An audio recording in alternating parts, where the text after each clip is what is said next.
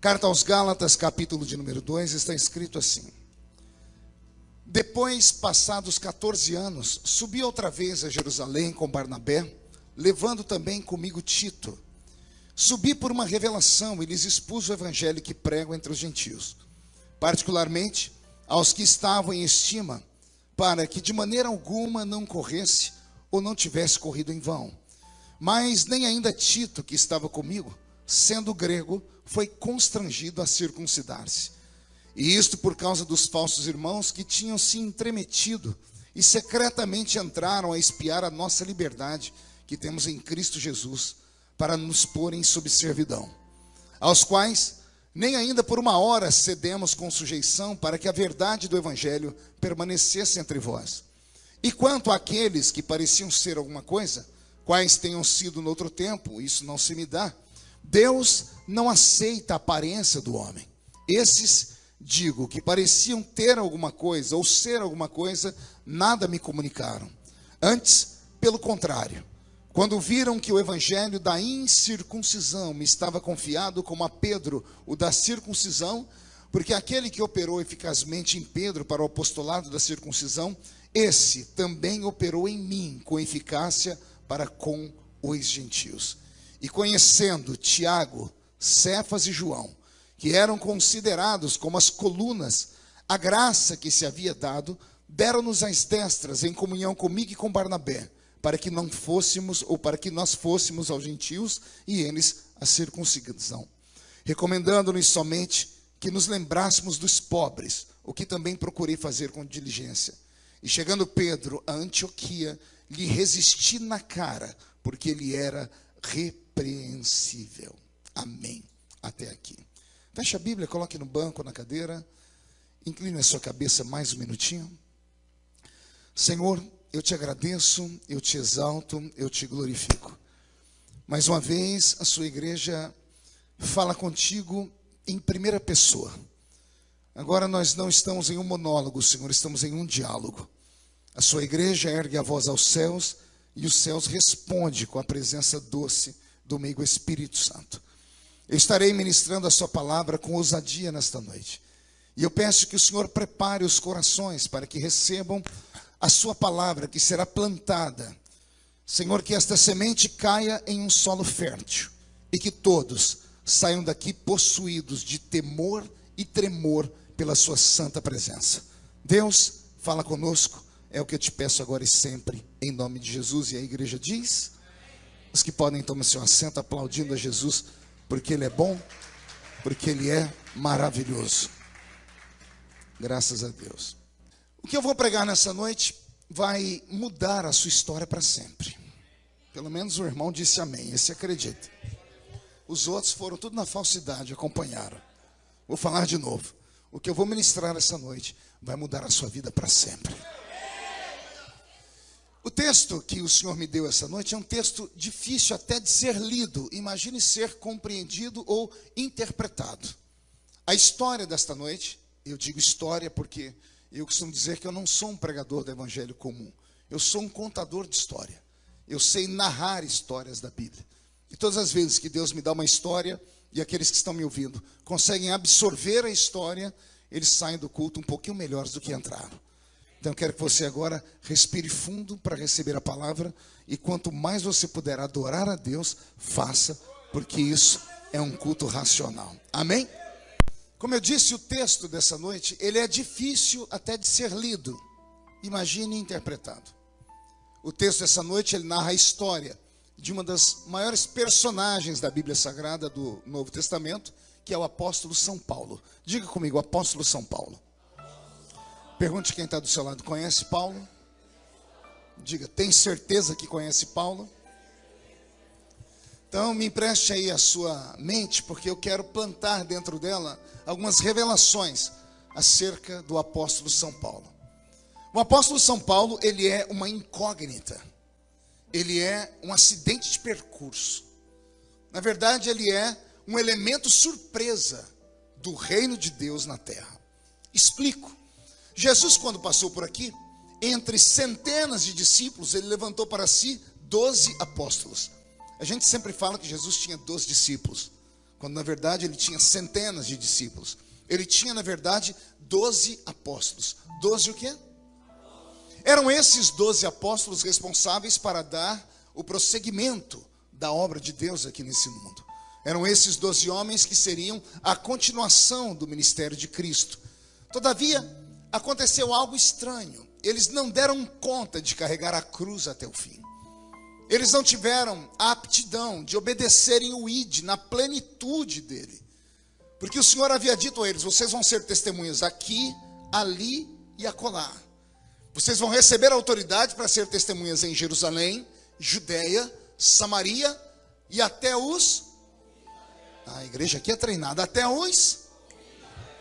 E estava indo tudo muito bem, até que o poder desceu sobre eles. E quando a inspiração desceu sobre Pedro e ele pregou o seu primeiro sermão, Pedro ficou espantado com o resultado da unção que veio sobre ele. Ele pregou uma mensagem e de repente ele tem 3.000 convertidos em um só culto.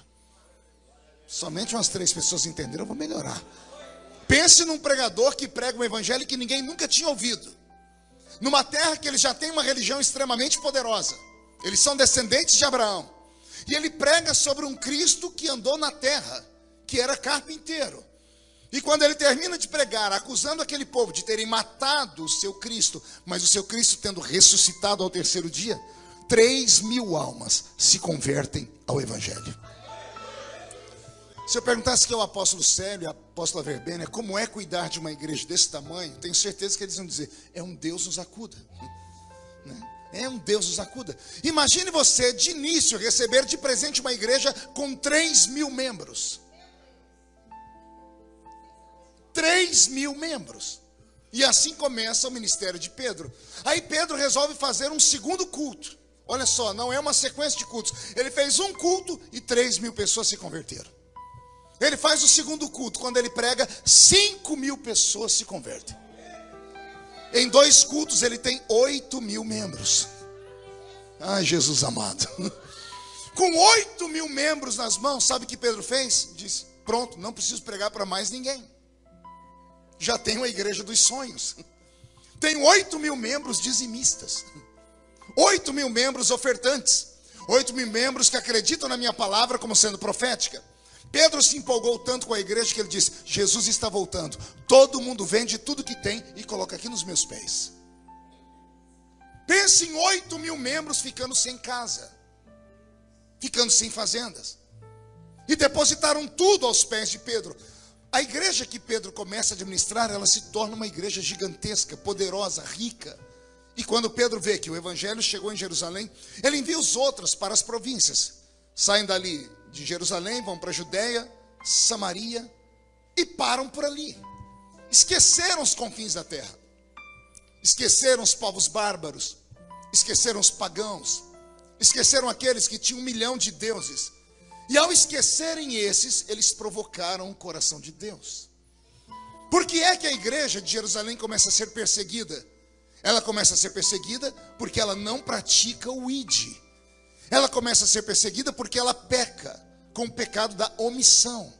Ela não cumpre o ID, porque o ID era para todo mundo. Só que Pedro e os demais disseram: não, se salvamos só os judeus já está bom demais. E quando Jesus percebe que a sua igreja não vai crescer, porque os que estavam à frente dela acharam que ali era o topo, o Senhor envia um sopro de perseguição sobre a igreja. A perseguição é extremamente violenta. Crentes começam a morrer. Pessoas são espancadas em praça pública. E nesse íntere aparece um homem de 1,5 metro de altura, uma cabeça desse tamanho, calvo por natureza. Há quem diga que ele era caolho e manco de uma perna. Olha a criatura que vai se levantar contra a igreja. 1,5 metro de altura, calvo por natureza, uma cabeça gigante, caolho e manco de uma perna. Alguém pode dizer: pastor, um homem de 1,5 metro de altura com essas qualidades ou esses defeitos, a gente acaba com ele num sopro. Só que esse homem não era normal, ele era uma besta fera desenfreada. Pergunte por quê? Só falo se todo mundo perguntar, e o sonoplasta aumentar o meu microfone aqui. Vou perguntar de novo, por quê? Primeiro, porque ele não é um judeu comum, ele é um judeu rico. E todo rico é arrogante. Não existe rico que não seja arrogante. todo rico se estriba em cima do seu potentado, do seu dinheiro. Por isso Jesus disse na Bíblia que é mais fácil um camelo passar pelo fundo de uma agulha do que um rico entrar no céu, por causa da sua própria arrogância. Paulo é rico. Ele é rico e não é só um homem rico, ele é um homem estudado. Quem já leu na Bíblia que Paulo era doutor da lei? O que é ser doutor da lei? Muitos crentes têm, com certeza, a ideia de que doutor da lei era um sacerdote. Mas Paulo não é sacerdote, não pode ser, porque ele não é da tribo de Levi. Ele é da tribo de Benjamim. Como ele é da tribo de Benjamim, ele não pode ser um sacerdote. Mas a Bíblia afirma que ele era um doutor da lei. A Bíblia está falando aqui em ipsis literis, ela está sendo pragmática. Paulo é doutor em leis, ele é advogado. Ele estudou aos pés do Dr. Gamaliel na Universidade de Jerusalém, a maior mente pensante do mundo antigo, daquele tempo, que era um filósofo, foi daqueles que ministrou ao apóstolo Paulo a maior doutrina que os romanos deram ao mundo, que foi o direito. O direito romano é um dos pilares de sustentação, inclusive, do Ocidente moderno. Então Paulo aprende direito e ele se torna advogado. Pense no homem rico que é advogado. Sendo advogado de família influente, ele consegue algo fenomenal naquele mundo antigo. Ele consegue dupla cidadania. Ele é judeu e é cidadão romano. E isso dava a ele poderes. Ele não é só um homem rico, não é só um homem estudado que tem cidadania dupla. Ele é poliglota. Quando a Bíblia diz, ele falando, eu falo mais língua do que todos vocês, tem crentes que já entram no mistério, né? Diz, meu Deus, Paulo tinha um dom de variedade de línguas. Podia até ter, mas quando ele diz, eu falo mais língua do que todos vocês, ele está dizendo, eu sou poliglota. Então pense no homem que tinha todos esses atributos. Era para ele ser um homem feliz, sim ou não? Mas não era. Pergunte por quê? Creio que por causa da sua aparência. Creio que por causa da sua religião. Ele diz, ninguém aqui foi mais fariseu do que eu. E ser fariseu hoje, para nós tem conotação de alfinetagem, de religião mórbida. Mas naquele tempo era ser um religioso extremista. Era ser mais santo do que o próprio Deus. Era ser mais realista do que o próprio rei. É isso que o apóstolo Paulo era. Eu fui o maior fariseu desta terra. E todo fariseu tinha um sonho. Pergunte qual? Todo fariseu queria ser um nazireu. E o que é ser um nazireu? Era ser escolhido por Deus no ventre da mãe, nascido para uma missão angelical na terra. Na Bíblia Sagrada inteira temos 3 nazireus: Sansão, João Batista e Jesus Cristo. Por que os 3 são nazireus? Porque um anjo apareceu à família dos 3 e anunciou o nascimento deles antes deles nascerem. E eles nasceram por vias divinas, porque as mães não podiam ter filhos. Então eles nasceram por uma escolha divina. Quem nascia por essa escolha divina era chamado de nazireu. E o nazireu tinha algumas leis sobre ele que os outros não tinham. O nazireu não podia tocar em coisa morta. O nazireu não podia beber bebida forte. E o nazireu não podia raspar o cabelo. Paulo é o maior de todos os nazireus. Só que como nazireu ele não pôde executar o maior desejo de um nazireu, que era fazer o voto do nazireado. Quer perguntar por quê? Porque ele não tem cabelo. A calvície dele era uma doença. Até hoje, quando você anda aqui pelas ruas dos Estados Unidos, você vê aqueles judeus ortodoxos usando aquelas roupas escuras. Olhe no cantinho aqui da cabeça deles, vocês vão ver uma trança. Quem já viu isso? Eles são fariseus. E eles fizeram um voto do nazireado. Porque lá no livro de Levítico está escrito, se você não nasceu nazireu, faça o voto. Ou seja, se um anjo não apareceu à sua mãe e você não foi escolhido para uma missão específica, mas você quer ser escolhido, faça o voto e Deus te tornará um nazireu. Só que Paulo não pode executar essa lei porque ele não tem cabelo. Por ser um homem de 1,5 metro de altura, com defeitos, ele não consegue arrumar uma esposa. Por isso ele termina os seus dias solteiro. Por isso ele conta, batendo no peito, dizendo, bom seria que vocês fossem como eu, que não se casassem. Mas como vocês não são, é melhor casar do que se abrasar. E Paulo, por não ter casado, arrumou um problema para todos nós que somos casados. E quando chegar no céu, eu vou pegar ele pela orelha, né? Porque ele deixou conselhos, né? E um dos conselhos que ele deixou para nós que somos casados é esse: vós maridos, entendei vossas mulheres. É fácil falar, ele não teve uma. Como é que você vai entender uma criatura que enxerga diferente da gente? Vocês sabiam disso, que mulher enxerga diferente da gente ou não? Alguém aqui já sofreu? Cadê os homens casados aqui desse lugar? Pois bem, vocês já sofreram para vir para o culto alguma vez ou não? Ela começou a se arrumar 2 horas antes de você. Você foi, se arrumou, está sentado esperando ela mais 2 horas depois. Isso quando tudo dá certo. E quando você começa a escutar, não tem nada para vestir hoje, não tenho roupa para colocar, você desesperado corre até o quarto, dizendo, meu Deus, roubaram toda a roupa dela. Aí você chega no quarto, você não consegue andar. Tem roupa em cima da cama, roupa no chão, roupa em cima da bicicleta ergométrica. O guarda-roupa está tombado, o closet está virado. Mas a criatura não está enxergando nada. E não adianta discutir. Tenta pegar uma roupa, põe essa, tenta fazer isso. Porque você não coloca essa, ela vai falar 1 milhão de coisas para você. Então, Paulo falou para a gente entender uma criatura que não tem como entender ela. Com todo respeito, como é que você entende uma criatura que sangra 5 dias por mês e não morre?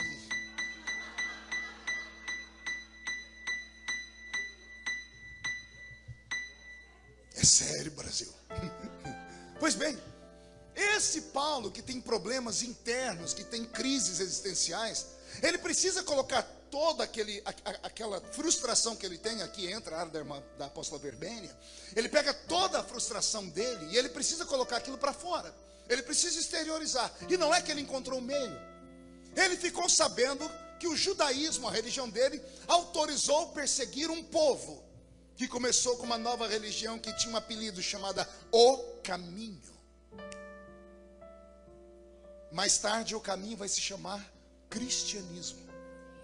E ele então pega toda a frustração que ele tem com a sua própria vida, com a sua existência, com a sua religião, e ele transforma aquilo em ódio. E ele diz, eu vou fazer um bem para o meu Deus, matando os outros. E ele começa a perseguir a igreja. Ele tem tanto êxodo, que os romanos, inteligentes como eram, não queriam problema com os judeus, sabendo que ele era cidadão romano, e era autoridade, era um advogado, não iam ter problema com leis. Eles dão a ele cartas. Ele recebe cartas da sua religião e do mundo romano, que dão a ele autorização para fazer o que quiser com esses crentes que ele está encontrando no meio do caminho. E é esse homem que agora, amparado por leis romanas e judaicas, recebe de presente de Roma 3 soldados. Quantos soldados? 3 soldados pretorianos. E eu quero que você memorize esses números que eu estou dando, porque já já a gente vai, eu estou colocando as peças, nós vamos montar o quebra-cabeça. Imagine você um homem de 1,5 metros de altura, com 3 guardas romanos pretorianos. Caminhando pela rua, você olhava e via 3,5 homens. 3 soldados romanos e a metade de um ser humano. São esses 3 homens e esse pequenino, na verdade 4 homens, que vão assustar a igreja de Cristo, que vão colocar os crentes para correr no mundo antigo. São esses 4 homens que colocam a igreja de Jerusalém de joelhos. Só que eu falei para vocês que a igreja de Jerusalém tinha quantos membros em 2 cultos? Não ouvi? 8.000 membros se esconderam de 4 homens. Por onde ele passava, ele deixava um rastro de sangue. Em todos os lugares que Paulo de Tarso chegou, as pessoas morriam e os que não morriam fugiam. As igrejas começaram a ficar isoladas e abandonadas. Lembra que eu disse no início? Jesus levantou 12, os 12 não deram conta. A perseguição vem porque eles não fizeram o que Jesus mandou fazer. Então o inimigo pega uma oportunidade e diz assim, então já que o Cristo deixou perseguir, vou destruir a igreja dele. E ele pega uma pessoa de autoridade. Paulo está indo pelo caminho da cidade de Damasco, a cidade mais antiga do mundo que ainda existe. Ele está no caminho de Damasco e os 3 guardinhas de chumbo que estão com ele, estão dizendo para ele, você é o cara. Mas por que eu sou o cara? Onde você chega, você apavora. Essa religião nova aí está com os dias contados. Você fechou essa religião em todos os lugares que você passou. Você é poderoso. Enquanto ele está caminhando, acontece um fenômeno. Ai, Jesus. Uma luz explode diante dos olhos dele. Essa luz não vem só com cores, ela vem com calor. O calor é tão intenso que ele que estava na frente foi atingido frontalmente. E a luz com o calor derreteu os olhos dele. Os soldados que estavam ao lado dele saíram correndo. A Bíblia diz, obstante não verem, saíram correndo de temor. A pergunta que eu sempre me fiz, por que Paulo não correu também? Os outros correram. Por que Paulo não correu? Paulo não correu primeiro porque ele conhecia a religião. E ele sabia que de Deus não dá para correr. Não dá para fugir de Deus. Quando aquela glória explodiu diante dos olhos dele, ele encontrou um método de não morrer. Jesus não foi ali para brincar de deixar o homem cego e depois curá-lo. Se eu entendo, meu Cristo, Jesus desceu ali para matar esse nanico. Pergunte por quê? Porque não tinha homem para defender a igreja dele. Não tinha macho para defender a igreja dele. 8.000 membros fugiram de 4 homenzinhos. Por todo lugar que ia, todo mundo fugia. Cadê Pedro? Cadê Tiago? Cadê João? Cadê os pais da igreja? Cadê os fortes? Ninguém conseguia ficar diante de um homem de 1,5 metro de altura com 3 soldadinhos de chumbo amparando ele. Jesus olhou do céu, olhou para baixo, deve ter se mexido no trono e disse, pai, vou ter que quebrar uma lei. Qual, meu filho? O senhor sabe que nós nunca nos intrometemos no ministério um do outro. O Velho Testamento foi o Senhor que foi lá na terra e eu fiquei quietinho. O Senhor subiu, eu desci. Eu fiquei lá e disse, eu vou e o outro vai vir no meu lugar. Eu terminei o meu potentado, voltei ao céu e o Espírito Santo desceu. É o Espírito Santo que tem que cuidar disso. Pai, mas o Espírito Santo não é um espírito de guerra. Ele é tranquilo. Ele é um cavalheiro. Ele é um espírito de paz. Ele é um gentleman. E daí, filho? E daí, pai? Se eu depender do Espírito Santo, a igreja lá ele não vai poder defender, porque não é do caráter dele matar ninguém. O Senhor não pode ir. Os anjos estão aqui. Pedro, Tiago e João fugiram. Pai, me dá uma oportunidade. Do que, meu filho? Eu disse que eu ia ficar aqui, mas eu vou ter que descer lá, porque estão tocando na minha noiva. E ninguém toca na minha noiva. Jesus sai do céu, explode diante de Saulo. A intenção era matá-lo. Só que o nanico era tão inteligente que quando o olho dele derreteu, ao invés de ele começar a gritar de dor e sair correndo, ele caiu de joelhos. E não existe homem tão grande diante de Deus quando ele está ajoelhado. Quando ele caiu de joelhos, a ira do Eterno cessou. Imagino Jesus olhando para ele, respirando forte. Ele ia matar. Só que como Jesus é a sabedoria encarnada, apóstolo, ele cria um mecanismo tão interessante que seria contra tudo que o mundo moderno conhece. Imagine você se a Souza Cruz, companhia de cigarro, contratasse o Neymar para fazer propaganda de cigarro. Daria certo? Não, porque um atleta, ele é símbolo de saúde. Imagine alguns anos atrás no Brasil, quando o Leonel Brizola brigava com o Roberto Marinho, não esse aqui, mas o dono da Rede Globo. Imagine se a Rede Globo chamasse, eu quero chamar aqui o doutor Leonel Brizola para fazer propaganda da Rede Globo, para ser o garoto propaganda. É coisa impossível. Aí sabe o que Jesus tem como ideia? Ele olha para aquele nanico que está com o olho vazado, mancando de uma perna, 1,5 metro de altura, frustrado, uma besta fera, cheio de crises existenciais. Ele diz assim, sabe o que eu vou fazer com você? Eu vou te transformar no garoto propaganda do Evangelho. Você vai de assassino a plantador de igreja. Você vai deixar de matar e vai dar vida. E não pense que eu estou te perdoando pelo que você fez, não. Você matou meus filhos. Duro será para ti recalcitrar contra os meus aguilhões. Era Jesus dizendo assim para ele, se eu te matasse seria muito pouco por tudo que você fez. Você vai morrer pelo Evangelho, mas não é agora. Primeiro você vai sofrer. Você vai naufragar 3 vezes. Vai ser jogado de cima de muralhas. Vão cuspir em você. Vão te abandonar. Você vai passar fome. Vai passar sede. Vai passar frio. Vai perder a família. Será deserdado. E aí sim, depois eu vejo se eu te deixo morrer ou não. Ele fica cego, mas vivo. A Bíblia diz que ele sai dali e vai para uma terra encontrar um amigo, um tal Simão o Curtidor. Se você for em Israel, a casa de Simão Curtidor ainda existe, à beira-mar. Foi para esta casa que ele foi. E nesta casa, ao chegar, ele se isolou num quarto e foi jejuar. Estou falando que ele conhece a religião? Ele começou a jejuar, cego, jejum e oração. Enquanto ele está jejuando e orando, acontece um fenômeno. O Eterno no céu resolve ungí-lo, resolve levantar ele como ministro, resolve dar a ele uma unção para ser um obreiro da igreja. Pastor, por que fenômeno? Isso acontece até os dias de hoje, você já vai entender. O fenômeno é que quando Deus quer levantar um pastor, geralmente ele vai e fala com o pastor da igreja. Deus toca no pastor, diz, aquele homem, aquela mulher tem vocação. Jesus não foi no pastor da igreja. Ele não foi falar com Pedro, nem com Tiago, nem com João. Jesus foi na casa de um profeta, chamado Ananias. E o Senhor disse, Ananias, levanta-te, pega óleo de azeite, anota o endereço que eu vou te dar. Rua chamada direita. Lá tem um homem que precisa ser ungido, e eu levanto ele para o meu ministério. Ananias não pertence ao alto clero. Ai, Jesus. Ananias não pertence à convenção da igreja.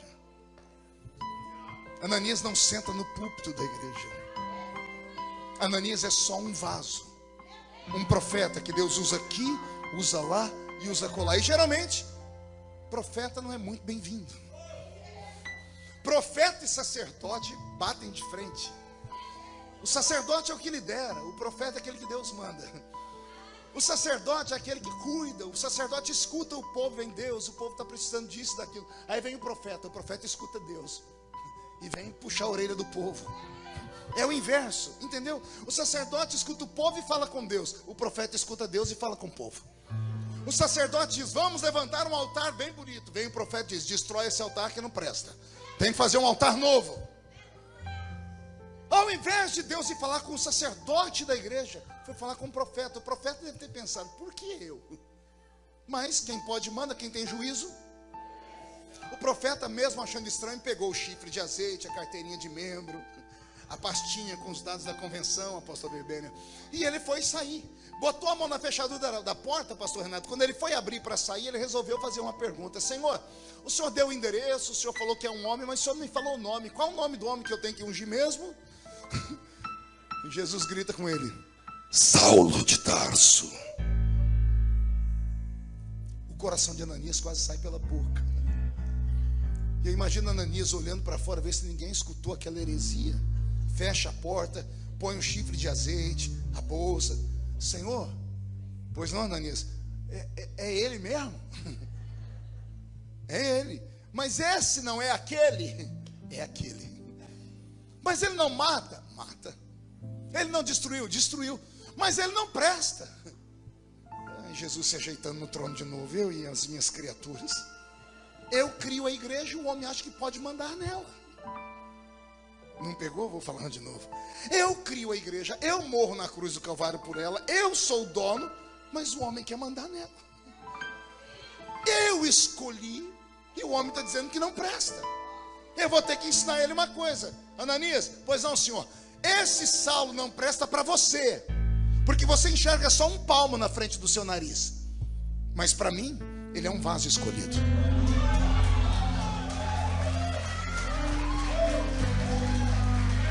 Ele é um vaso escolhido.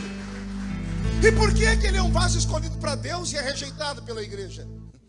Porque Deus enxerga onde a igreja não enxerga. Deixa eu te dar uma palavra que eu só fui aprender agora, que eu estou com quase 100 anos de idade. Deus não erra quando chama ninguém. Eu estava estudando esses dias, apóstolo Célio, sobre a arca de Noé. Eu comecei a rir sozinho. Porque todo mundo pensa que Deus só chamou para a arca Noé. Mas não foi só Noé que entrou na arca. Noé, na verdade, era o único digno de entrar na arca, porque ele tinha currículo. Noé era um homem justo, era um homem temente, por isso entrou na arca, amém? Me conta como era a vida da mulher de Noé, e dos filhos, e das noras. A Bíblia não fala nada deles, se eles eram bons, se eram ruins. Noé tinha currículo, a família não tinha, e entrou na arca. Agora, pior do que a família que não tinha currículo, é o outro grupo que entrou e Deus disse, Noé, quem vai chamar esse sou eu, viu? Não é você não. Você entra com a sua família e fica lá dentro. Aí Deus começa a gritar, cobra, rato, escorpião, gambá, Eu estou chamando vocês para dentro da arca, porque a arca é minha, não é de Noé. Ah, meu Deus, pega essa palavra. A arca não é minha, a arca é de Deus. Então Deus chama para a igreja quem Ele quer. E quando Ele chama, cumpre a nós, temos que sofrer igual sovaco de aleijado para suportar a criatura. É claro que eu, como pastor, já cheguei num 5 na minha igreja e falei assim: você não pode mudar de igreja. Eu te dou carta de recomendação, eu pago o seu salário por um mês, vai embora daqui. Jesus nunca faria isso, né? Porque eu sou homem, às vezes eu não tenho paciência. Mas o certo era a gente receber todos os que entraram aqui e termos paciência. Porque se Deus os chamou para cá, é porque Deus viu alguma coisa neles que nós não vimos ainda.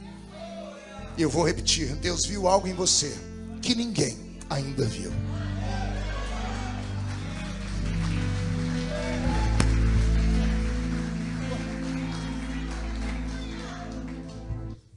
Beto, mude a música para mim. Ananias vai, unge esse homem. Quando ungiu ele, o olho dele abriu. Abriu o olho, ele começou a abrir a boca. Pergunte para quê? Danou a pregar. Começou ali dentro da casa, daqui a pouco foi para o meio da rua. Tem uma pracinha até os dias de hoje lá na frente da casa de Simão Curtidor. A redondeza toda foi atingida pela palavra daquele nanico de 1,5 metro pregador. Quando a notícia chega lá em Jerusalém, os de Jerusalém querem vir ver para ver se é verdade. Pedro, Tiago vieram. Pedro e João vieram, melhor dizendo. A tradição diz que eles ficaram de longe, vendo e ouvindo. E o que eles viram e ouviram apavorou-os.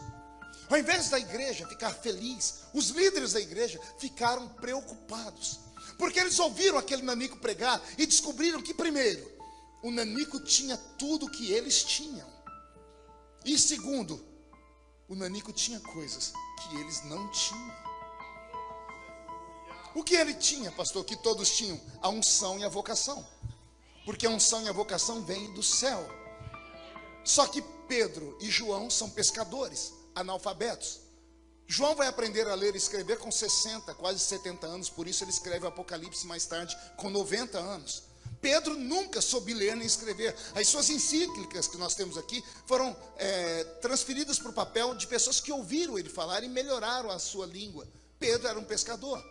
Então o que Pedro e João tinham? Unção e experiência, andaram ao lado de Jesus. Então quando eles veem Paulo pregar, eles veem que Paulo tem unção, porque a unção vem do céu. Só que quando eles ouvem melhor, eles ficam apavorados, porque Paulo tem conhecimento. Paulo tem letra. Paulo estudou aos pés de Gamaliel. Paulo não é um pescador, não é um Zé Mané, é um advogado. E agora os líderes da igreja, quando vem aquele homem pregar com aquela eloquência e com aquela graça, começam a olhar um para o outro e dizer assim: eu acho que nós vamos arriscar o nosso ministério. A apóstola já entendeu. Se a gente der trela, ele vai voar. Se abrir oportunidade, ele vai nos engolir. Nós vamos acabar perdendo o nosso apostolado para esse nanico aí.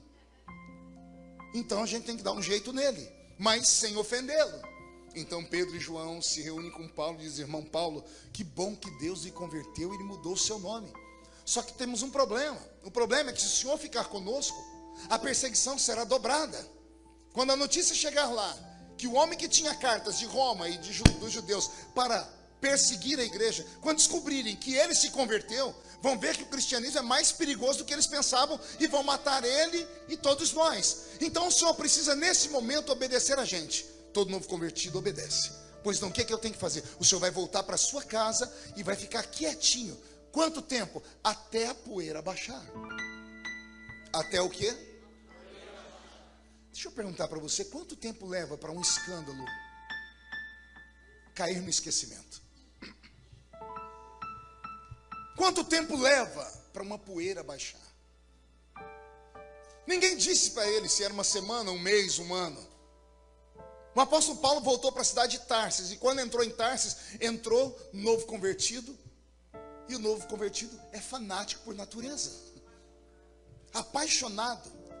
Ele entrou dentro da casa dele, danou a pregar para o pai, para a mãe, para todo mundo. O resultado, expulsaram ele de casa. Ele foi deserdado. Ele não conseguiu mais emprego na cidade de Tarsis.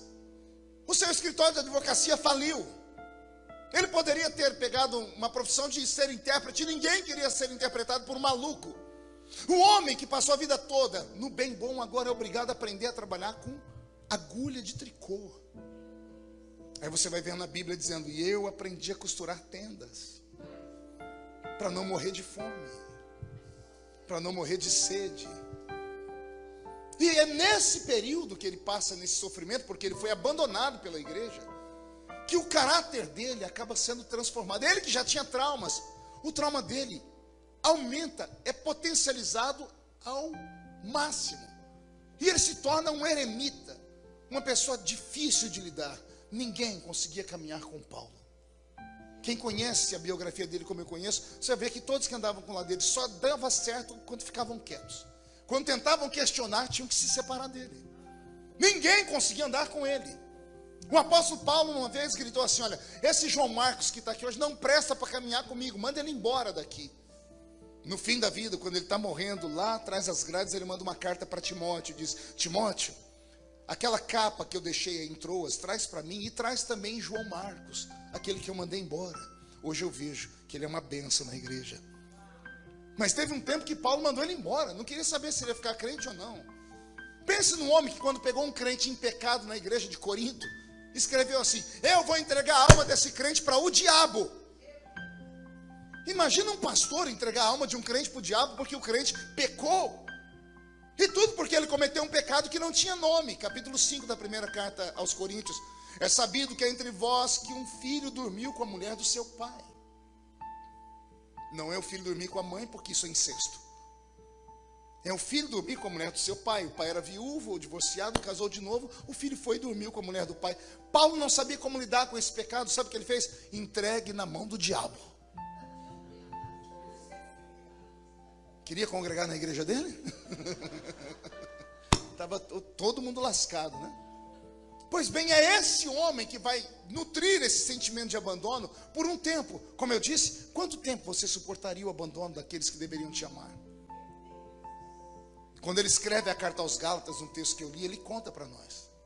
Ele começa o texto dizendo: há 14 anos atrás. Paulo foi abandonado por 14 anos. 14 anos sem ver nenhum crente. 14 anos sem ter alguém para discipulá-lo, para amá-lo, para instruí-lo. Por 14 anos ele passou necessidades. Por 14 anos ele foi aprendendo do jeito que dava. Por que é que você acha que toda vez que ele está pregando, ele faz questão de dizer quem ensinou ele? O que eu recebi do Senhor, eu também vos entreguei. Entende por que ele escreve isso? Ele está dizendo: eu não recebi de Pedro porque ele não teve paciência de me evangelizar. Não recebi de João porque ele me mandou embora da igreja. O que eu recebi do Senhor, eu também vos ensino. Paulo entra numa faculdade diferente da de todos. Ele entra numa faculdade transcendental. Ele começa a ser tomado em sentidos. O Espírito Santo se torna amigo dele. Na ausência de homens, o Espírito Santo se torna amigo do homem. Ah, vou falar de novo porque isso aqui tem uma revelação aqui. Quanto mais amigo de Deus é, menos amigo dos homens você se torna. Quanto menos amigo dos homens, mais amigo de Deus você se torna. Todos os grandes líderes, todos os grandes pastores, todos os grandes profetas eram seres que viviam isolados, eram incompreendidos, porque eles viam o que ninguém via, eles ouviam o que ninguém ouvia, eles sentiam o que ninguém sentia. Então eram chamados de esquizofrênicos, malucos, doidos, idiotas, ignorantes, fanáticos, santarrões. E parece que nos últimos anos ninguém mais quer ser chamado assim. Os crentes querem conforto, os crentes querem ser populares, os crentes querem ser amados por todo mundo. Quer ser amado pelos velhos da igreja, pelos jovens da igreja, quer ser amado pelo mundo, quer ser amado por todo mundo. E não dá. Ou você faz uma escolha, ou deixa essa escolha de lado. Quanto mais perto de Deus você está, mais longe dos homens você fica.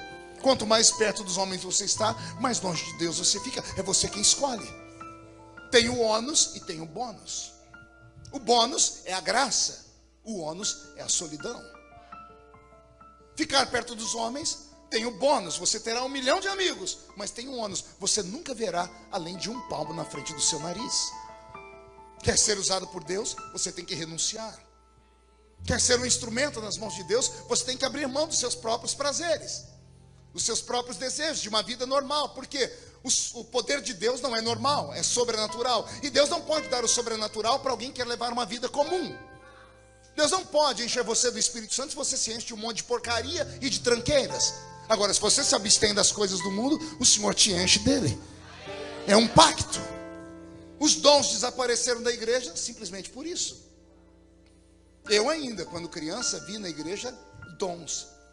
Eu estava vendo aqui a pastora Aline cantar. Não sei se é pastora, se foi consagrada, Aline. Eu me lembro dela ir na minha igreja quando eu era garoto. Ela era de colo.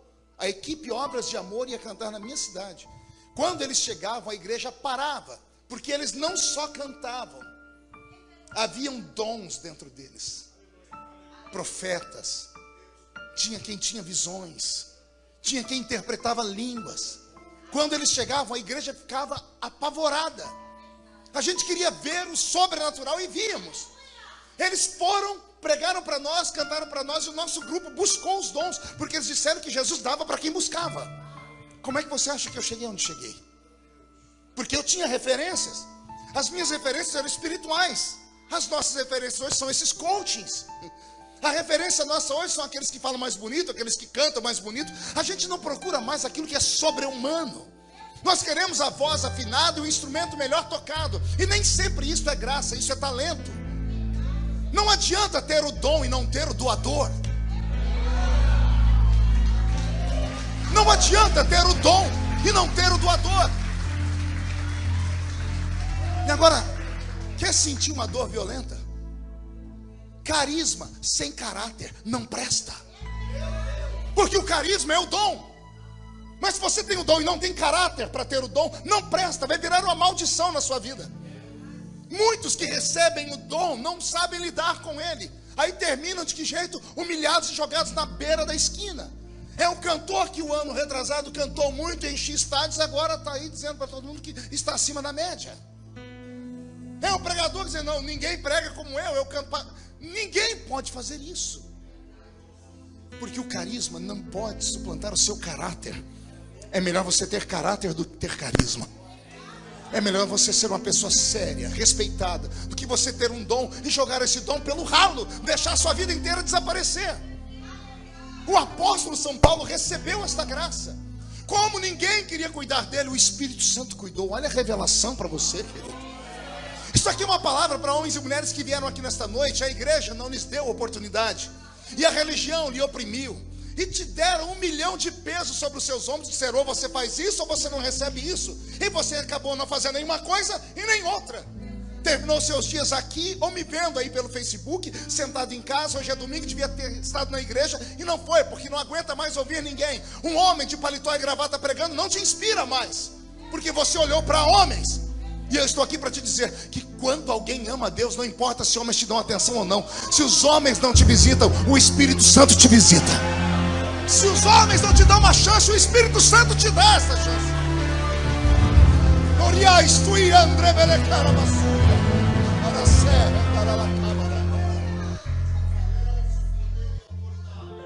Paulo tinha tudo para ter se tornado um ateu. Ele teve uma experiência com Deus, se converteu e foi abandonado. Foi abandonado por quê? Porque ele tinha dons. Porque alguém que não confiava na sua chamada achou que ele podia tomar a dele. Recebe esta palavra. O que é seu ninguém toma. A porta que Deus abre para você é bênção só para você. Quem tentar entrar por ela morre. Deus abriu o mar vermelho para quem passar? Deus abriu o mar vermelho para qual povo passar? Para qual povo? Israel. O mar vermelho se abriu, Israel passou, sim ou não? Teve mais alguém que tentou entrar pelo mesmo caminho. Quando tentaram no meio do caminho, o que foi vida para Israel foi morte para os egípcios. O que Deus tem para você é seu. Você só tem um inimigo capaz de roubar o que Deus tem para você. E não é a igreja, e não é ministério, é você mesmo. O seu maior inimigo é você. Bem como o maior profeta da sua vida também é você. Tem pessoas que viajam centenas de quilômetros para ouvir um profeta, quando na verdade o maior profeta da sua vida você pode encontrar ele na frente do espelho. É você quem determina o que você quer na vida e onde você vai chegar. E Deus não pode te dar aquilo que você não deseja. Deus pode dar um upgrade no seu desejo, mas Ele não pode te dar aquilo que você não deseja, porque Deus não é tirano. Ele trabalha com o seu livre-arbítrio. Você diz eu quero, o Senhor diz então eu te dou. Só que Deus sempre dá mais do que a gente pede. Entendeu? Agora, ficar chorando na frente do espelho, até cair lágrimas, ficar se sentindo o verme do carrapato, ficar a vida inteira fazendo aquela teologia do inha. Vocês conhecem a teologia do inha? A teologia do diminutivo. Eu sou uma pessoinha, moro numa casinha, tenho uma filhinha, uma mulherzinha, vou naquela igrejinha daquele apostolinho. Eu tenho um carrinho, eu tenho uma profissãozinha, uns dolarzinhos no bolso. A pessoa não confia nela, ela é tão insegura que tudo para ela é pior do que tudo. Deus nessa noite quer arrancar essa teologia maldita de você. Ele quer te dar a teologia do ão. Você é uma bênção, você é um campeão. O Senhor vai te levantar com poder e glória, mas você tem que acreditar nisso. Você não pode sentir pena de si mesmo. 14 anos abandonado, costurando tendas. Ele estava tão raivoso que as pessoas, diz a história, que não conseguiam dialogar com ele. Chegavam e diziam, está aqui a tenda. Ele tinha uma tabela, diz, o preço é esse, busque dia tal, e só. Quando perguntava para ele, você tem pai? Ele dizia, nem mãe. Papo reto. 14 anos depois, quantos anos depois? Mude a música, Beto. Tem uma igreja orando lá em Jerusalém, uns crentes orando. E no meio da oração, o Espírito do Senhor levanta um profeta. E o profeta grita, apartai para mim Barnabé e Paulo, para a obra que eu os tenho chamado. Ah, pastor, não tem nada de novo nisso. Tem, porque em Jerusalém só tem Barnabé, não tem Paulo. E Paulo não é nome judeu, é grego. O irmão que recebeu a profecia chamou Barnabé e disse, Barnabé, Deus falou que é você e Paulo. E quem é Paulo que vai comigo? A gente não sabe, não tem nenhum Paulo aqui. Barnabé pega os livros de história da igreja, de como a igreja começou, procura os irmãos mais antigos, e ele chega lá na casa de Simão, o curtidor. Simão ainda está vivo, e Simão diz para ele, passou por aqui um homem chamado Saulo, e na noite em que ele esteve na minha casa, o Senhor mudou o nome dele para Paulo. Esse homem está na cidade de Tarsis. E Barnabé vai para Tarsis. Ao chegar em Tarsis, ele bate de porta em porta e ninguém conhece o tal de Paulo. Aí ele se lembra que falaram que o nome dele antigamente era Saulo. E Saulo, que na verdade não é Saulo, é Saul. O nome no original é Saul de Tarshite, Saulo de Tarso. Então dão a ele o endereço. Só tem um eremita ali, mas cuidado que o homem é bravo. É um nanico que só Deus na causa. Aliás, que nanico que não é invocado, né? Todo baixinho é extremamente invocado, né? Ah, tá aqui a revelação em cores. A história diz que Barnabé entrou dentro da tenda e Paulo achou que ele ia costurar a tenda. Pode deixar a tenda aí, o preço está aqui, busca dia tal. E Barnabé disse, não, irmão Paulo ou Saulo, meu nome é Barnabé, sou presbítero da igreja de Jerusalém. Estávamos em oração e o Espírito Santo falou do seu nome. E ele disse que tem uma obra na minha vida e na sua. E eu vim aqui saber se o irmão tem coragem. A história diz que Paulo não disse nada. Se levantou, quebrou a tenda dele inteira, amarrou o que era importante, foi lá na calçada, subiu na sua caminhonete, porque ele tinha um camelo, um dromedário. Não entendeu? Caminhonete, camelo. Vou falar de novo. Todo baixinho gosta de carro alto.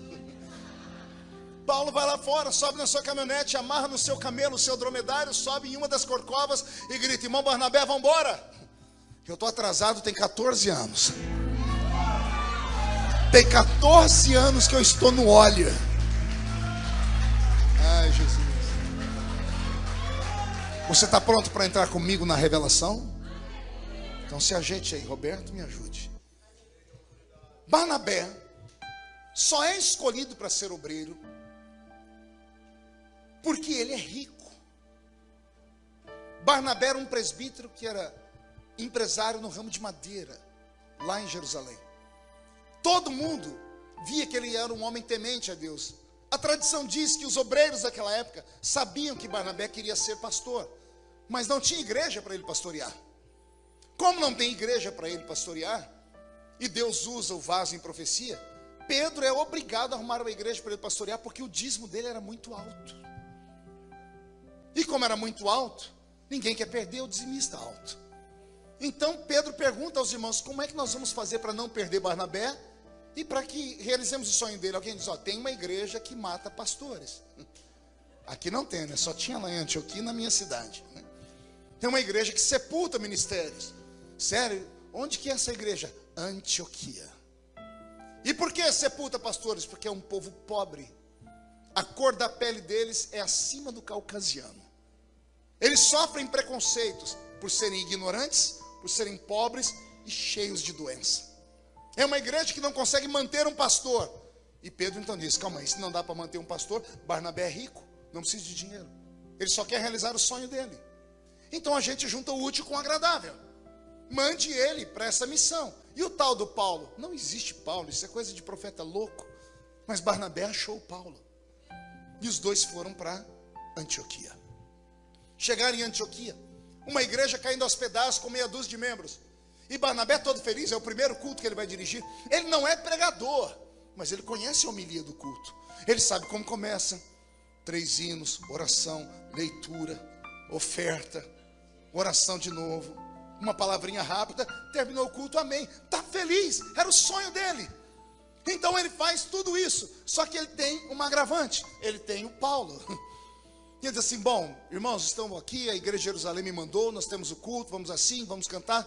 Na hora da pregação, bom, eu vou deixar o irmão Paulo pregar, né? Ele está deixando Paulo pregar porque ele não sabe pregar.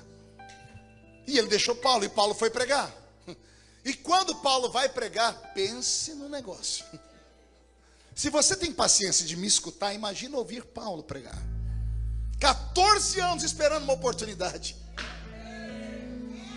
Estava daquele jeito, cuspindo fogo pela venta. Pregou a Bíblia inteira em 5 minutos. Começou em Gênesis, Êxodo, Levítico, Número, Deuteronômio, Josué, Juízes, Ruth, Samuel, Reis, Crônicas, Esdras, Neemias, Esther, Só, Salmos, Provérbios, Eclesiastes, Cântares, Isaías, Jeremias, Lamentações, Ezequiel, Daniel, Joel, Amós, Obadias, Miqueias, Naum, Sofonias. Pregou a Bíblia inteira e o povo ficou louco. Barnabé disse: eita, que eu arrumei um pregador bom. Deu certo, eu abro o culto, faço oferta e ele prega. Irmão Paulo, o senhor vai ser o pregador oficial agora. Ô glória. Segundo culto, aqueles crentes que estavam no primeiro disseram: gente, tem um pregador bom e um pastor bom. Os crentes que estavam fracos começaram a vir para a igreja. E Paulo começou a preparar aqueles sermões. Os primeiros cultos foram uma espécie de laboratório. E aqueles crentes foram os cobaias de Paulo. Eu imagino que aqueles crentes ficaram loucos, porque Paulo era maluco.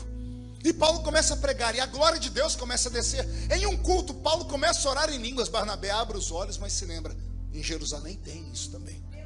Pedro falava em línguas, então isso aqui está normal. Ele fazendo o relatório do culto. No outro culto, a igreja começa a encher, Paulo pregando, e ele resolve orar para o batismo com o Espírito Santo. E Barnabé com o olho aberto. Daqui a pouco os crentes em Antioquia começam a falar em línguas, e o Espírito Santo desce sobre eles. Barnabé vai com o relatório.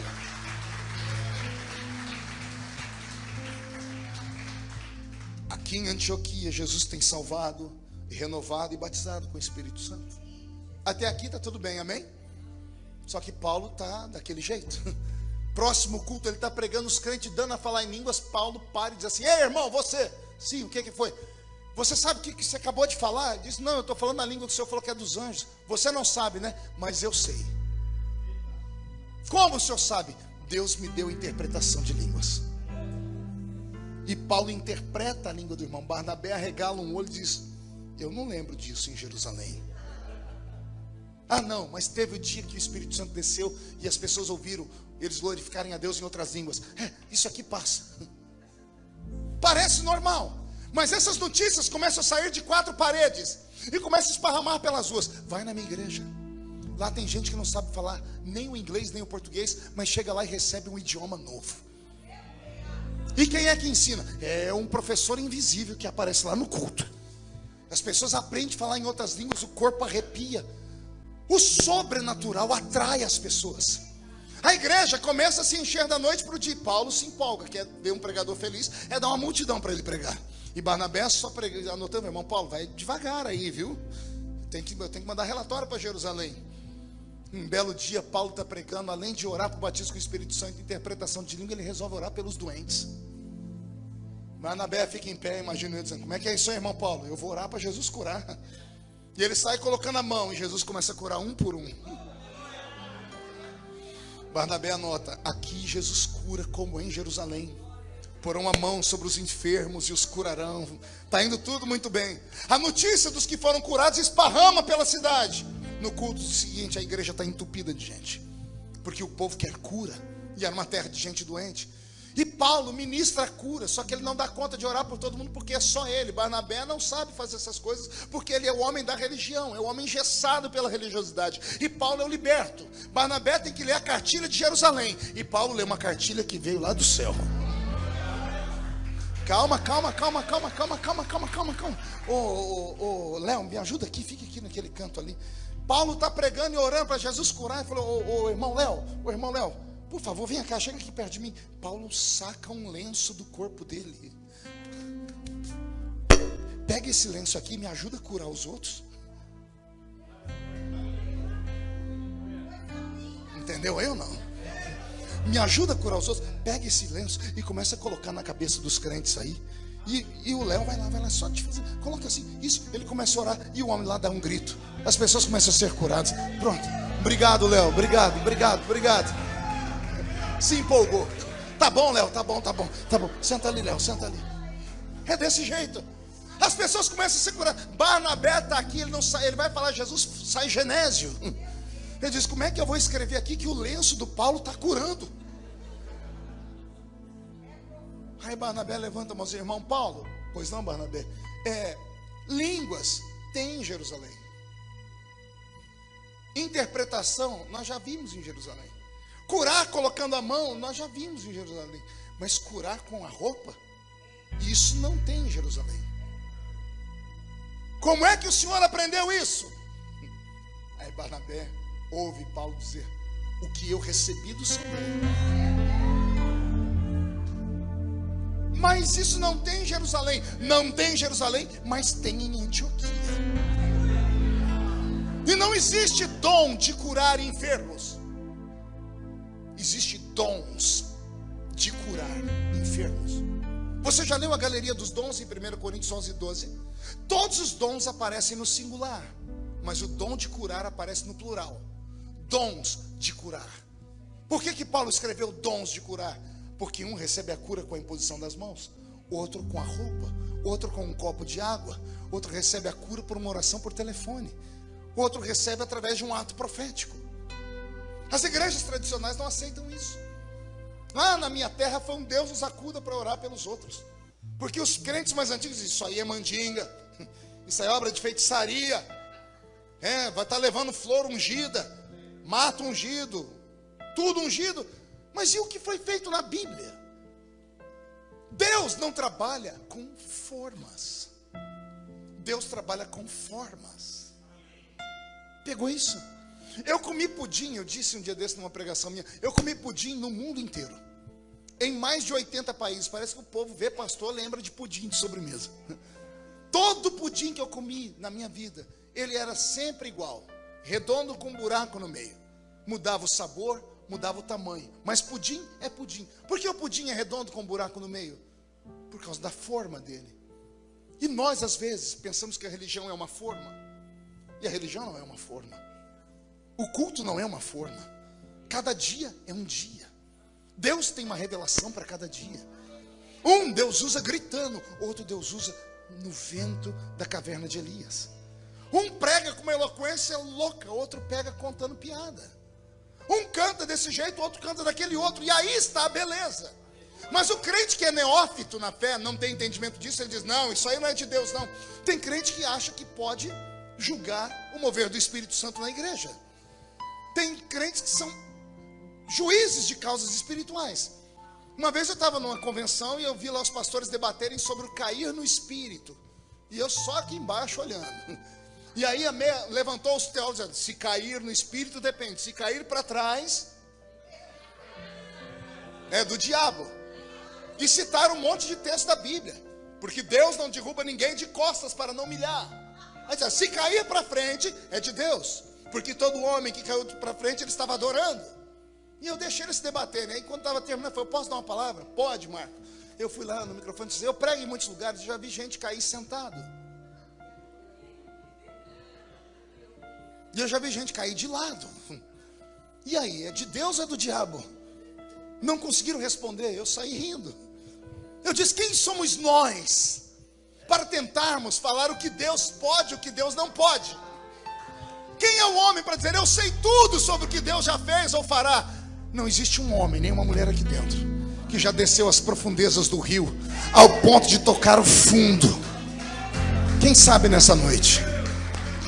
Pastor, por que o senhor está pregando isso aqui? Porque você vai andar por muitas igrejas aqui em Orlando que são igual Jerusalém.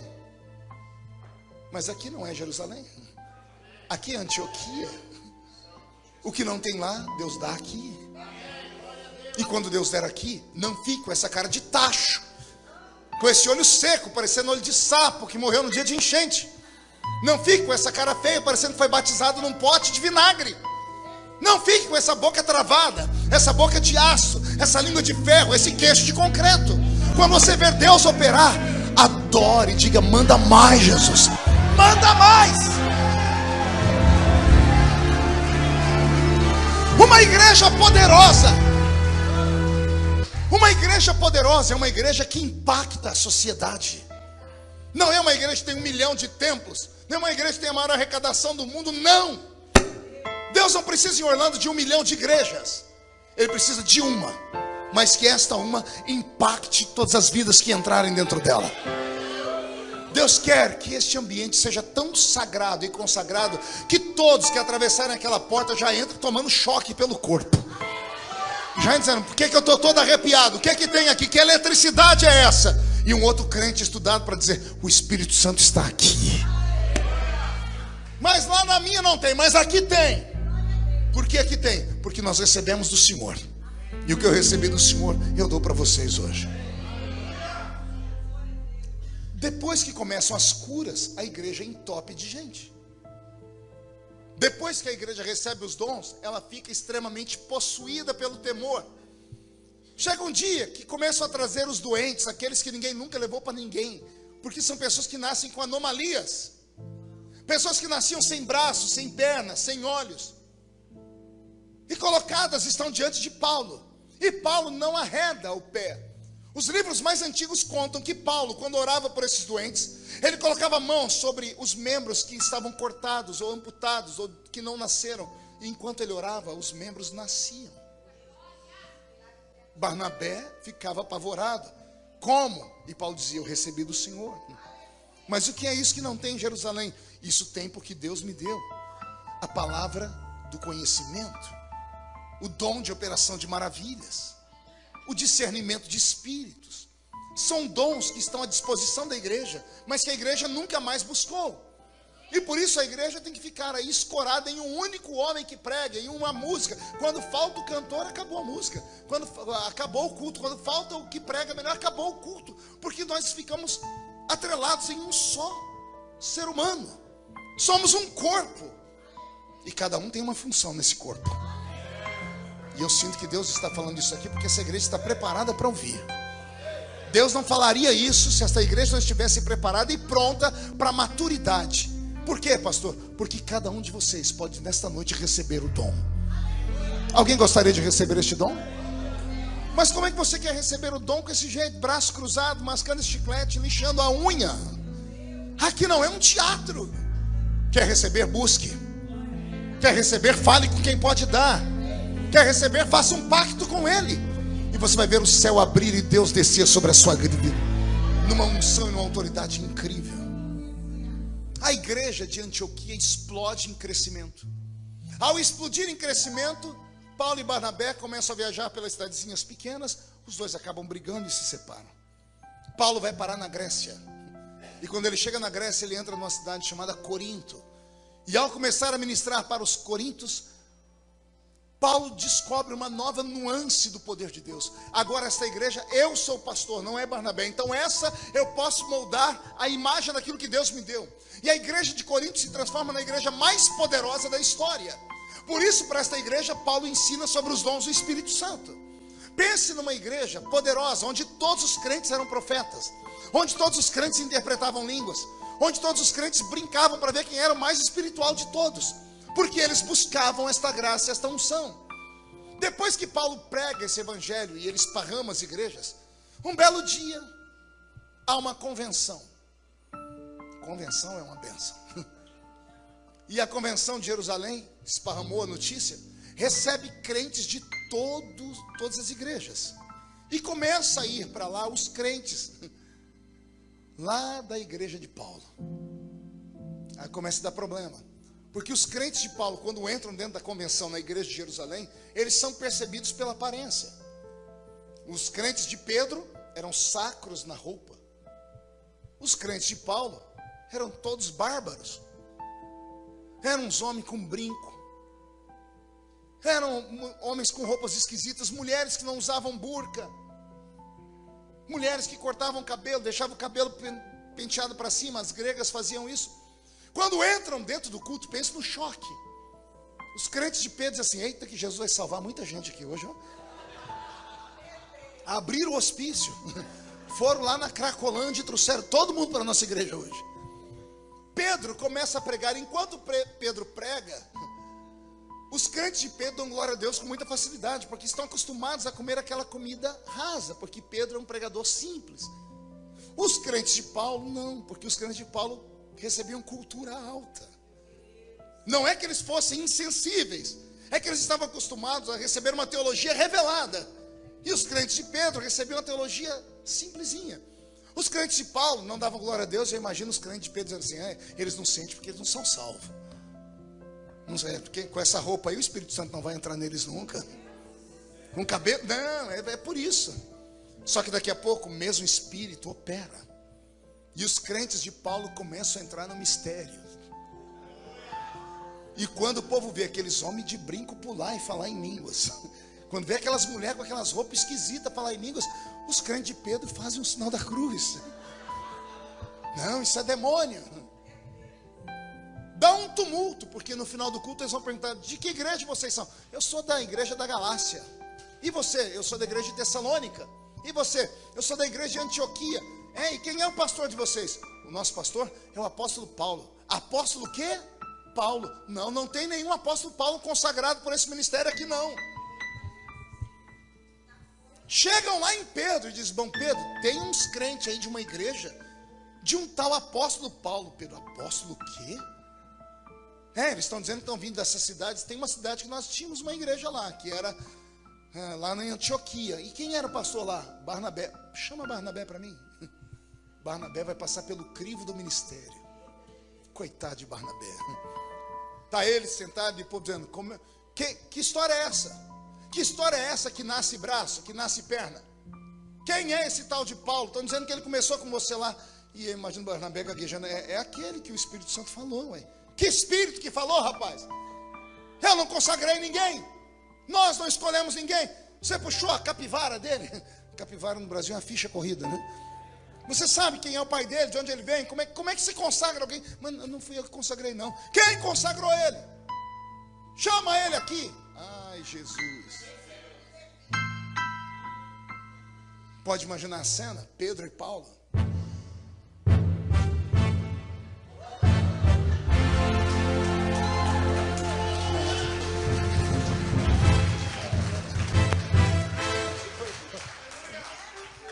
Pedro e Paulo, os dois gigantes da fé, dois homens apaixonados por Jesus, dois homens escolhidos por Jesus, dois homens amados, separados pela religião. Paulo conta que quando chegou perto de Pedro, Pedro fez a seguinte pergunta para ele: quem te consagrou apóstolo? Ninguém perguntou para Paulo: como é que o cego vê? Como é que o surdo ouve? Como é que o paralítico anda? Não. Quem te consagrou apóstolo? É mais importante isso do que as curas. É mais importante saber de onde veio do que os sinais. Ah, Jesus, como isso é ruim.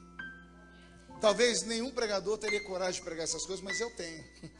Porque meu ministério nasceu esquisito.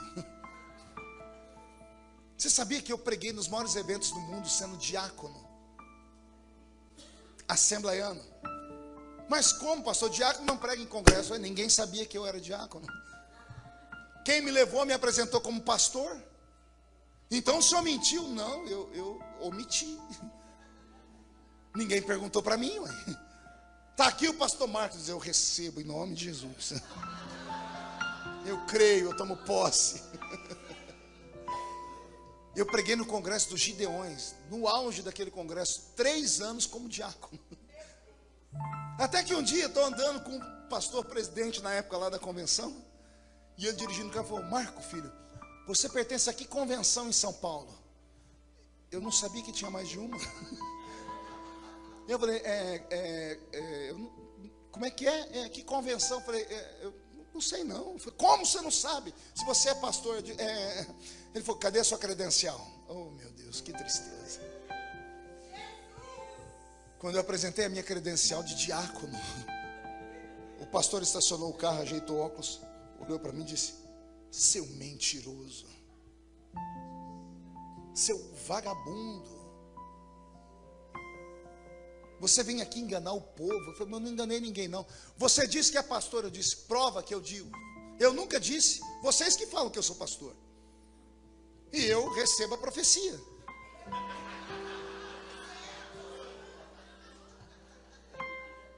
Esse pastor ligou para o pastor José Wellington Bezerra da Costa, presidente da Assembleia de Deus do Brasil. Só tem 160 mil templos sob a administração dele. Pastor José Wellington, o senhor conhece Marco Feliciano? Eu falei, não sei quem é não. Mas ele é do campo de Ribeirão Preto. Espera que eu vou ligar para o pastor de Ribeirão Preto.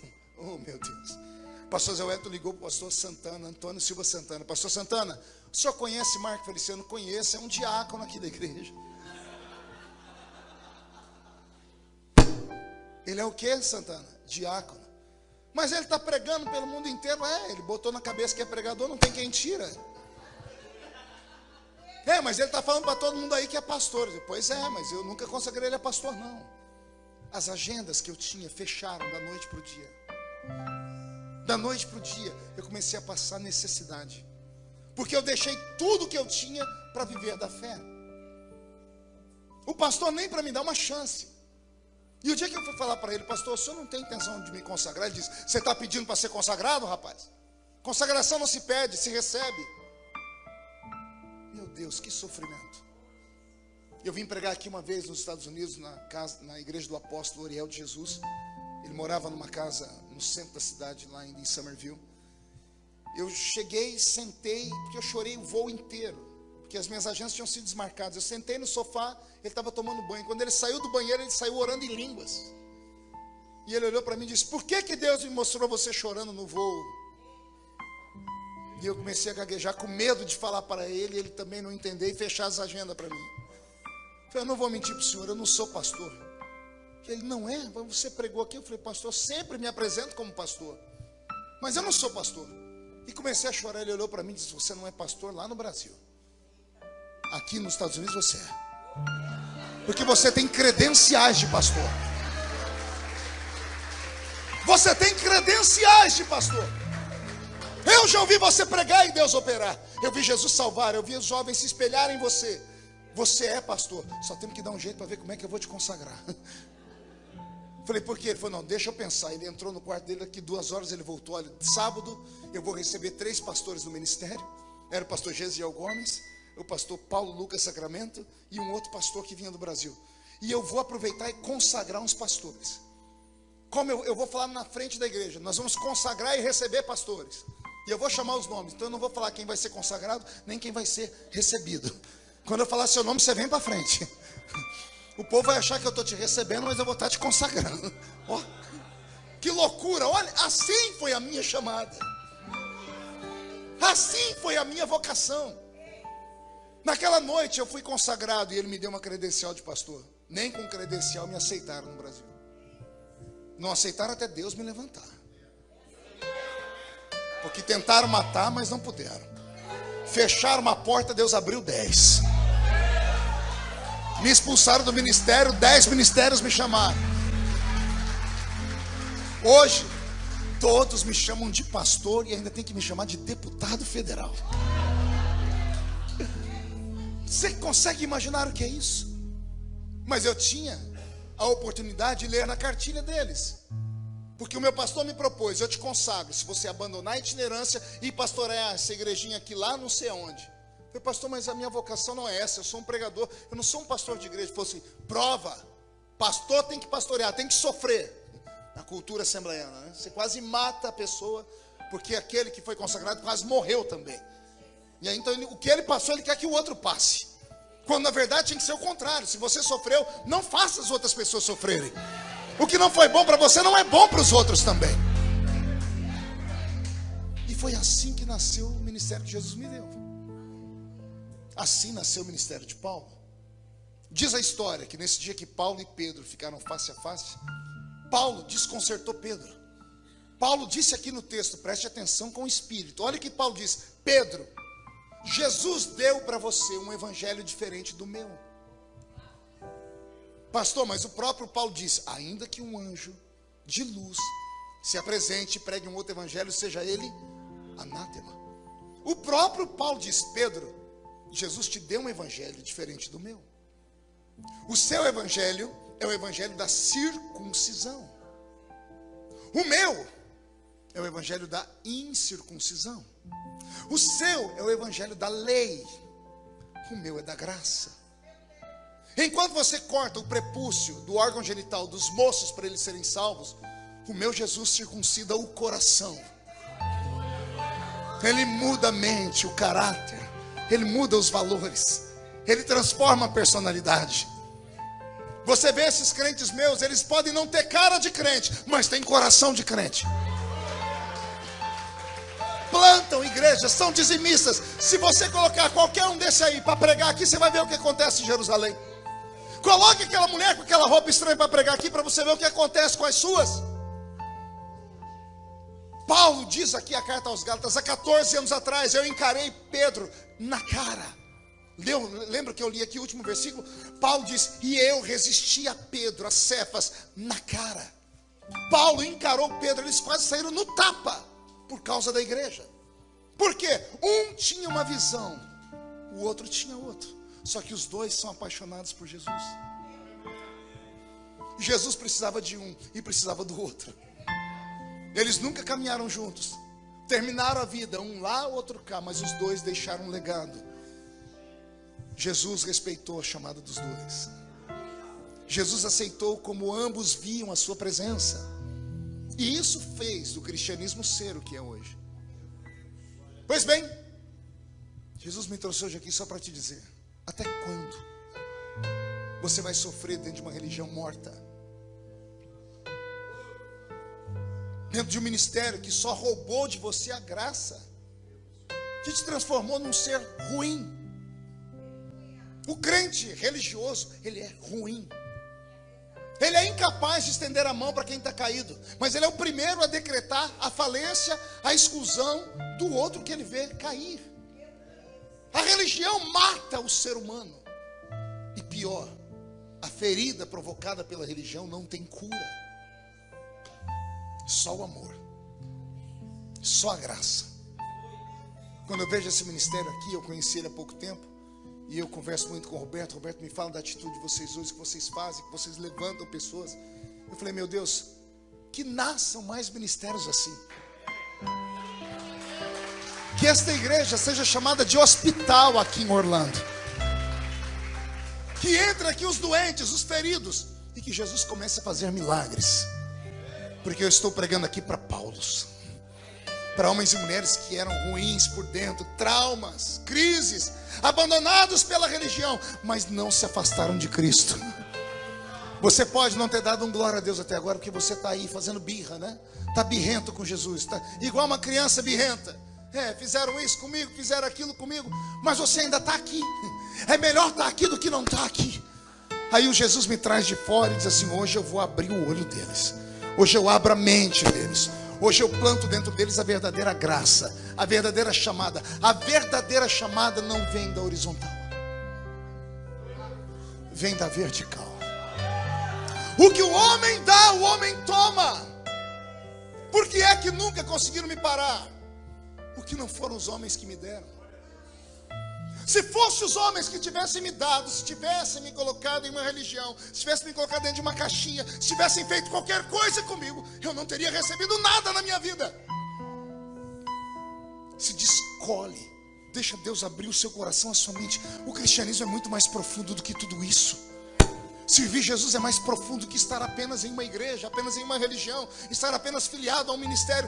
Servir Jesus é muito mais profundo do que isso. Está na hora de você voltar a ser feliz. Está na hora de você arrancar de dentro de você aquelas coisas que plantaram aí dentro. Seu casamento não deu certo, você nunca mais vai ser obreiro. O povo ruim, o povo cruel. Eu era do ministério lá no Brasil, e eu me lembro como se fosse hoje. Fizeram uma convenção e havia uma comissão de ética da igreja. E estavam estudando um caso para saber o que fazer com um pastor que cai em pecado de adultério. Depois de 2 horas de tempo fechado, o maior deles, o doutor da lei, escreveu a lei, criou a comissão e foi aprovado. Pastor que cair em pecado, 10 anos de banco. Não pode cantar no coral nem nada, vai ser membro de banco se quiser. 10 anos depois a gente reavalia. A lei foi aprovada com louvores, com aplausos. 3 meses depois, a lei foi aplicada sobre aquele que criou ela. Você entendeu ou não? O homem que criou a lei foi o primeiro a ser punido por ela. O primeiro a ser punido por ela. Com a medida com que você mede, você é medido. Se você planta misericórdia, você colhe misericórdia. Se você planta perseguição, você será perseguido. Se planta amor, colherá amor. Se planta ódio, colherá ódio. A lei está estabelecida. Pela história de Paulo, eu estou provando para você que é possível a sua chamada acontecer. Não no seu tempo, mas no tempo dele. Mas você tem que ter coragem. Tem que ter as costas largas. Tem que suportar, porque se te baterem, você tem que aprender a levantar. Pergunta para mim, como é que o senhor aguenta, pastor? Eu não sei bater, mas pensa no homem que aguenta apanhar. Eu sou mestre em apanhar. Pode me, já tomei pancada de tudo quanto é lado. Colocaram um apelido em mim no Brasil, eu sou o Highlander. Lembra do Highlander? Não? Era um super-herói que não morria. Podia fazer o que fosse nele, que ele terminava o filme e ele estava vivo de novo. Os meus amigos perguntam, como é que a gente faz para ser como você? Eu disse, eu plantei a vida toda misericórdia. Quem planta misericórdia, colhe misericórdia.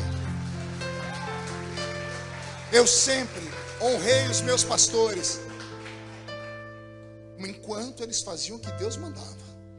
Quando tocavam em mim, eu não brigava com eles, mas eu me retirava e ia orar. Nunca levantei a mão nem a voz para um pastor meu, nunca. Mesmo sabendo que eles estavam fazendo alguma coisa que não era devido. Eu ia chorar, subia a montanha, gritava. A árvore que me acompanhava na oração, coitada, eu arrancava a casca dela, tanto tapa que eu dava nela. Mas eu não tocava nos ungidos do Senhor. E eu orava, Senhor, me abre o caminho. Você não vem pedindo para Deus te abrir o caminho? Você acha que você veio mesmo hoje aqui porque alguém te convidou?